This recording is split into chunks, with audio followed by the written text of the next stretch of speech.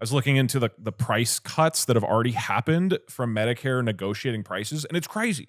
There's like 90% price reductions for one of these drugs. That's just like all it took was Medicare being able to negotiate, and then they can drop the. It's absolutely these like obscenely large savings that can happen in healthcare just by proper negotiation. And then there's a whole mess with the healthcare system. I mean, they have access to 80 plus million Americans to this thing.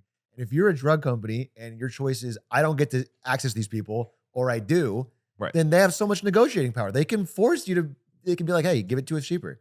The same way that Walmart negotiates with its suppliers. Like, if you have that many users, you should be able to negotiate. It's crazy we can't. This feels like the clearest path, and as Scott Galloway says, the only reasonable path, because even if you took like all the money from all the rich people, I mean, that would temporarily help, but that's not like a consistent thing that would actually solve this on a permanent basis. Whereas healthcare is like the thing that would do it, and is basically we have to, or we're fucked. Like it's growing unsustainably right now. So to me, the target should be like, substantially reform the healthcare system, and that should be the focus, not just these broad like cut swaths across the whole government. Like we talked about this, it doesn't matter that much if you save $20 billion on USAID, if healthcare then goes up another $200 billion. The big four are Social Security, Medicare, military, and interest payments. Like that's the big four. And if it's not in the big four, you're kind of wasting time. The MAG four, if you will. And the military, same thing as healthcare. And don't touch my military. So, do not touch my interest payments. Don't even talk about it. Don't even. Drug companies and middlemen through Medicare, same thing as like military contractors to the military, where it's like our tax dollars are getting just absolutely milked through areas we're not allowed to negotiate, or it's single contracts, or it's like drastic overspends, or it's just areas where we're not getting our money's worth, and all of our tax dollars are getting blown on this stuff. And the interest payments is the one you can't cut. That's the one you don't have a choice over. And that keeps creeping up because we keep borrowing more and more. It's becoming a larger and larger percentage of what the spending is. I just want to bring that up because you mentioned the national debt's kind of hard to wrap your mind around, and like people are starting to talk about it more. And I heard a great quote that said, any number ending in illion sounds the same to a regular person. Oh, I heard a quote about this. It was from Stalin. He said, $1 is a tragedy. $1 trillion is a statistic. Thank you, Joseph Stalin, for helping us out with our healthcare discussion. He did have some quotes. But it's hard to wrap your mind around $32 trillion in debt versus this $100 million savings or $100 billion. It doesn't all add up. So what I want to say is 1 out of 5 of every tax dollars is just burned now. It's just used for nothing to help Americans, just for interest payments on previous debt. And that's getting bigger. It keeps getting, pretty soon, the amount we spend on interest is more than on our military. And that's like, when you're in that late stage of your cycle, your money's being collected to do nothing, just to pay debtors. So that's why you want to balance your debt. That's the whole point, is like, you can't get to a point where you're throwing all your money on interest payments, on unproductive shit that you borrowed before. Is there a realistic path? Like when you're reading or looking into what more, intelligent people have to say about this, is there a realistic course for turning this around? Like the idea of the debt even being paid off at this point seems like a foreign concept to me, right? It seems like more of a game of like, how much can we reduce the deficit by? Like that feels like the realistic question to be asked. But the idea of it actually getting paid off in any conceivable timeline is just so foreign to me. I don't think anyone is seriously going to take money and pay down the debt.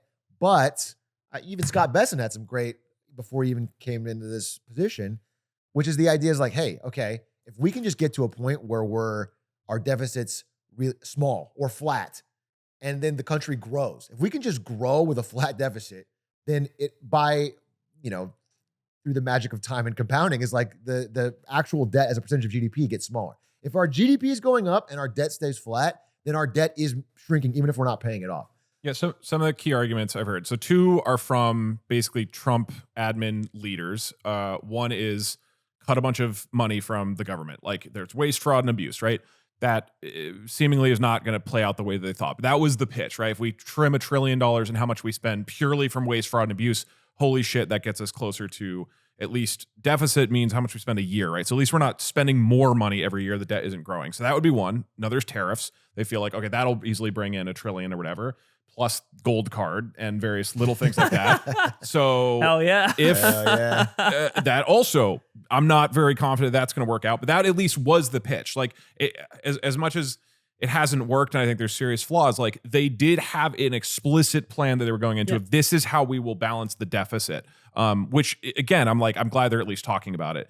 And then, I'm blanking on another one. Oh yeah, another one is grow out of it. And I think that is one of the exciting things about AI, which is that I think there's a lot of people, myself included, who think it's going to accelerate certain industries so much that the amount of just resources and production will overall grow. And if you can outgrow the debt, then like you said, like if we can do that through an incredible expansion of productivity in certain sectors, like that actually makes a huge difference and can get us at least out of a yearly deficit. And then the fourth one for me that's obvious is just fucking reform the healthcare system. Like here's another one from this graph. Or from this article. Lobbying spend for select U.S. industries in 2024. If you're not on audio, there's a couple industries that spend tens of millions of dollars every year on lobbying our politicians, like oil and gas, 110 million, hospitals and nursing homes, 96 million, health professionals, 75 million, and then pharmaceuticals at $300 million. Like they are so far and away the most influential corporate interests in the government that it is just wildly and obviously corrupt. And the more I've looked into all the things that go on, like Medicare not being able to negotiate prices is just a pure fucking sham. And the only thing they come back to over and over is we need this for R&D. And then there's all these problems with that. Like you mentioned, a lot of it's iterative. A lot of that like fundamentals R&D work comes from universities or from private companies that then get bought by the pharmaceuticals, but not from the main companies themselves. And so it can be trimmed it's a massive fucking scam. I mean, way down. This $300 and that's million what should be attacked. This feels so much more obvious than having Doge go into USAID, because it's just like that's clearly not the main source of costs. Like, and then you have this wildly corrupt industry that is just, ballooning costs. And it's like, this is the obvious thing to attack. I think it's when something is so institutionalized, like when the rot is so established. Like when you were talking about lobbyists basically gatekeeping even the largest tech companies from entering this space, right? For even that level of corporate success to be roadblocked on entering an industry, that the walls are just so thick and high around being able to make any change. You have to change so many of people's opinions that this money affects down the line. It's tough. Yeah, I mean, it's just that $300 million just buys them trillions of government money. That's why they spend it. It's this huge parasitic leech, and I do think it's difficult to crack. You mentioned one study from the article. One study found that lobbying connected to a 2004 law that created a one-time tax holiday for repatriated profits delivered a 22,000% return. Now that's smart investing. That's dude. One of those stats. It's like, why are you using percent? Like it's not a useful way of quantifying it at all. That's 22,000. Amgen. That's like the Michael Burry number at the end of the movie on the whiteboard. Amgen spent $5 million lobbying Congress for a 2-year reprieve from Medicare price controls on a single drug. That effort resulted in $500 million of Medicare payments to Amgen. It's just a simple math, dude. They pay the government money, then they get way more money back from the taxpayer. It's imagine being criminal. the guy It's a who grind works set. at the pharma company though, who pulled that off. Dude, you got a bonus. Dude. You know. Hitting your cigar, walking the big in. dog at Boys, Amgen, boy. You're never gonna believe 22,000%. On the topic of AI and healthcare.